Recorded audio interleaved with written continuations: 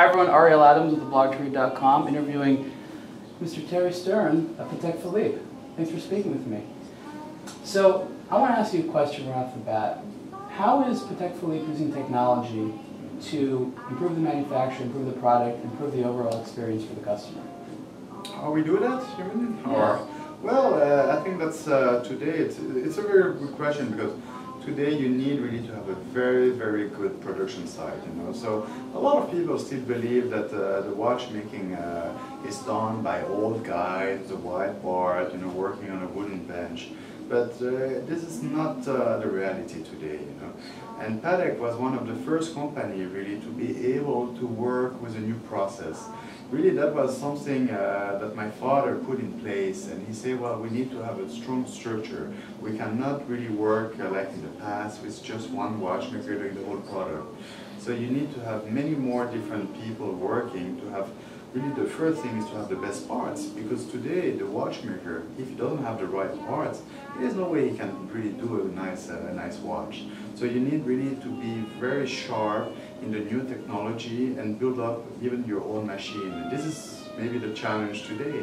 There's a lot of machines that you can buy on the market, but they will not give you the highest level of quality. They will be very good, no doubt, but to be really I would say the best in the watch industry, you need also to think by yourself, how can I improve the machine, how can I improve the hand finishing. It's a mix and a breed between the new technology that you will develop with partners who are making those machines, and also the hand finishing that you will develop internally with people who know the product. And when you are able to do that in term and in quantity, because you know, to do one watch that's easy, to reproduce 100 times the same watch with the same quality, this is the challenge. And this is something that takes time, and you need also to develop that with a lot of people coming from the we say method, for example. They are the guys who must think about how can I improve the production, how can I improve the quality of the parts, the quality of the cases. And this is quite difficult to do. It takes time. And the secret of that is that you cannot rush. You need really to take your time to sit, to talk with the watchmaker, with the guy who is producing the parts, with the guy who is producing the case. And it's a mix between all those know-how and all those guys who would help you really to produce a good watch. After that, there is also the technology for the material. And this is very important today. A lot of people are talking about silicon today, for example. Silicon is a new material who allows you to be to fabricate parts that we know were good on paper, but we didn't have the technology to build them. And that was very frustrating for us, because you know, on paper we had fantastic movement, fantastic parts, but the technology wasn't there.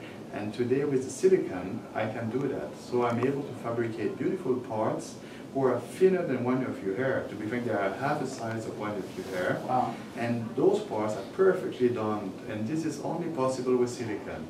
So this is not only about gimmicks, because today, sadly, there's a lot of communication about material and new things, but they don't work. So this is something who is very dangerous also. At Patek, for example, silicon was there 10 years ago nearly, and we have been waiting to develop that and then testing this internally, because you do, I mean, I believe you cannot release something where you're not sure. So you need time also, and it doesn't matter if somebody else will launch it before you.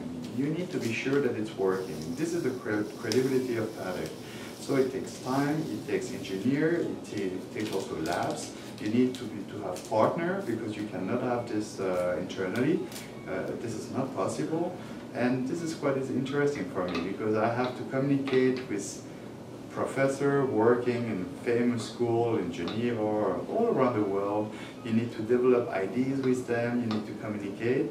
And I think this is the only way to be successful, you know. You need to be open, because I believe as a watchmaker that you need always to go further. I mean, this is, for me, what I know is that as a watchmaker, you need to open your mind to be even more, I would say, first maybe you need to be a visionary a little bit, but then you need also to be realistic. And that's not easy.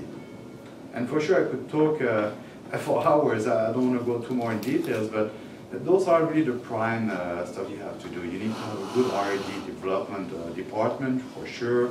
But to do that, you also need to have a lot of power. Because it takes a lot of money, it takes a lot of time, and not all the projects are successful. So your nerves also need to be quite strong. And you need to accept it. When it doesn't work, it doesn't work. But you have learned something. Definitely. And how do you use this technology on the other side when it comes to possibly efficiency in computers with the customer service side to ensure that everything is fast, efficient, gets done properly? Because I know customer service is not only a major part of the experience, but a new part of one of your campaigns where you're focusing on your service side. Well, the first thing is that for me, after the service, it's not about being quick. I'm not like a car. You know, a car, you bring it, and 2 days after it's finished. Yeah, okay, but the guy doesn't open the whole car, doesn't open the whole engine, you know. Yeah. And that's why, I mean, it doesn't take a week with a watch, you know. When a watch is coming back, I need to open the whole watch, to disassemble everything, to clean every part. I need to rechange the oil, and this takes time. Now, in terms of technology, they very often have a question about technology, and they say, well, do you think you will still be able to repair the watches in the future? And for sure I can. I mean, I have parts from the past. If I don't have them, I can redo them. And everything what is done today, it's even more easier because the tools that we have today, they will be even better in the future. So it will be exactly the same process. I will keep a stock, and when the stock is finished, I will redo those parts. It's not something which is, for me, dangerous at all. I mean, I know I can do that. You know, we have the technology, we have the know-how, we have the plan. So this is something quite, I would say, easy. The biggest danger for Patek, maybe in terms of after-sales service, is the time. Is that people do not understand that it does take time. You know, and they are very often they do not understand the difference between restoration and after-sales service. Yeah. This is two different things. You know, restoration, we are talking about something that we have to redo, who doesn't exist anymore, where there's no plan, who maybe the piece was unique, so I have to redo one wheel who was only done once, and I can do that. So that takes a long time, but I can do it. And I believe today we are the only one actually to do those kind of restoration. You know, Patek can restore every watch since 1839, which was the beginning of Patek. Now for the actual watches, this is where you have to improve certainly the efficiency of the timing. To do that, I have to train more watchmakers. To train more watchmakers, I need also to find them, and that's not easy. You know? And I need to have them all around the world. So today, for example, I have 57 after-sales service around the world.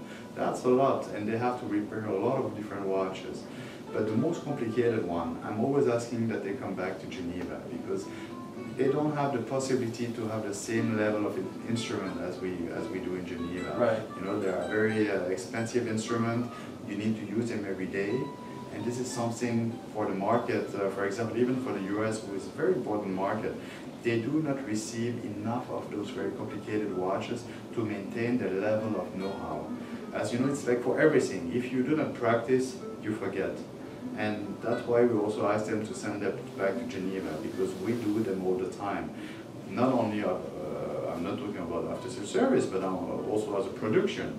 I have guys working days after day on those kind of products, so they know how to fix them also. Right. That's very important. And I also learn, I mean, that helps me also because I can do analyze. That, for example, in New York, they have a fantastic after-sales service, but they do not have the tools to analyze the problem. They can solve the problem, but they cannot analyze it for the future. So I need also to do that. You know, that's very important. Patek Philippe has obviously a great image across the entire globe. And now in the digital age, it's very difficult to sort of maintain an image that the brand wants to have using traditional means.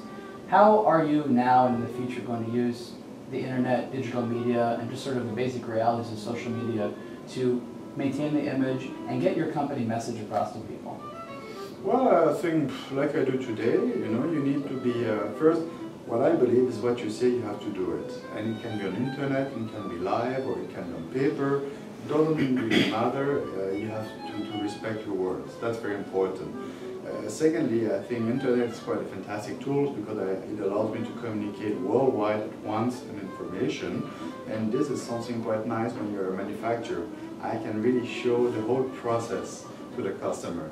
So we have, like, for example, on the website, for sure you can see the product, but you also have today some microsite with like small movies talking about the minute repeaters or after service, and I can show that, you know, and this is what the beauty of internet, you cannot lie. So for brands who were talking about, let's say, a message about we have been there for years, we're a manufacturer, today I think customer, they are in right to say, show me who you are. I have internet, I can see movies, so show me exactly your manufacturer. Right. And that's where they have a problem. So you see beautiful movies, you know, about advertising or whatever, they're spending millions on that. But I'm not sure the client is willing only to see that. They're also willing to see the reality, you know. Okay, who is the guy making the watches? Are you really doing it internally? And this is what I can do with Patek, you know. I can do movies who shows the production, the after service, the creation, everything, you know. You can talk about cases, about parts. I do everything internally, dials, for example. And that's something I think was very interesting for the client, because he then do realize that, oh, okay, they're really doing what they say. And the internet is a fantastic tool for that. The only thing is that you have to go step by step, because people today believe that, oh, with a click, I need to know everything. They may not understand that it takes not years, but weeks to do a movie, because you need to do it well, and yeah, well, you have to wait a little bit, but step by step we will show all of that, you know. And I think that's yeah, so it's a good tool, but you should not change the strategy because of internet, you know, because I don't see why, I mean, I should change it. The biggest target for me, to be frank, is not that people will go on internet and have a look to who we are. But the target for Patek is to invite customers to the factory so that they can really see live what we are doing. This is the top of the top, if I may say so. Sadly, I cannot invite 1,000 people every day to see the factory. We have to do a selection. Right.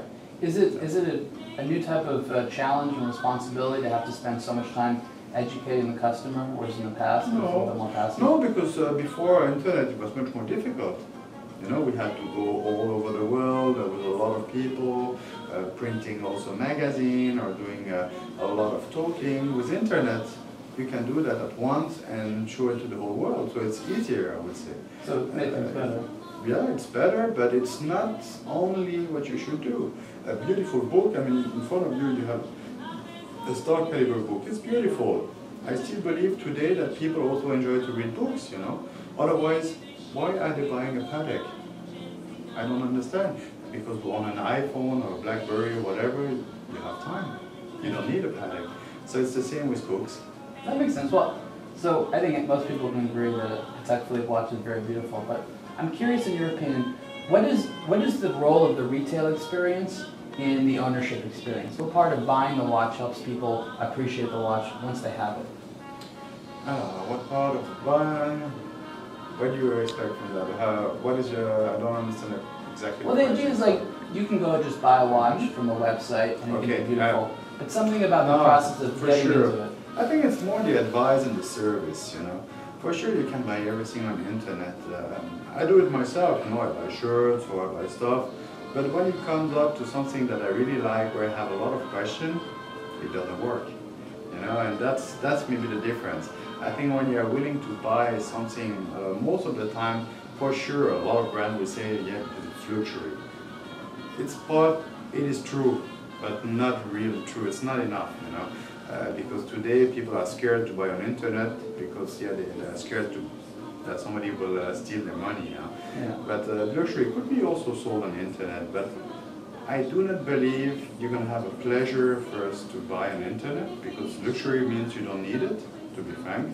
So it's something where you are willing to do it because it's part of history of the world. But it's not part of your daily use, if I may say so. You are buying something that humans are creating.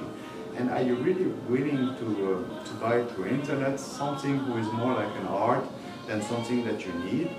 I'm not so sure. You are willing to talk with the person who is selling, but you are expecting that he can really teach you something, that he can really not only reassure you, but also learn. You need to learn about the product. You need to have specific answer because you have specific question that you didn't find on internet. You may also have to maybe solve some problems. And on internet, this is not possible, you know. Right. So this is maybe why you still need also to have the retailer. Those guys are there not only to sell, because the computer can do that. They are there also to give you the advice, to maybe listen to your question, and if you don't have the answer, they can always call us, and we will give them the answer. That means that you will have it. On the internet, no, you have answer, question. Okay, this is something you see everywhere, but you can be sure that your question is never there, you know, because all of us have a specific question, especially on difficult product like Patek. You know? Yeah. So this is really a relation that you need to have if you are really passionate about watches, especially with complicated watches at Patek. It's more like buying a piece of art than just buying a watch. And if you are willing to buy a piece of art, to be frank, I never saw on internet somebody buying a Picasso or a Rembrandt. Never. There must be a reason also why. It's not only the money. Today, I think you can wire money quite easily, also quite safe. So it's part of that personal experience of feeling the connection with the brand. I think that's important, you know. And those, I mean, the good retailers, they know you. They will help you. There will be always a time where, well, you just forget to buy something for your wife, for example. Try to have something in one day on the internet. It's not possible. The retailers may help you with that. And then if you have a problem, he will help you also. That's important. Internet will not help you for that. Internet is made to make money. That totally makes sense. As a traditional brand, how do you advance in the future by at the same time maintaining your values? By being honest. As simple as that. That makes sense. Perfect. Well, thank you so much, Mr. You're Chairman. welcome. Appreciate it.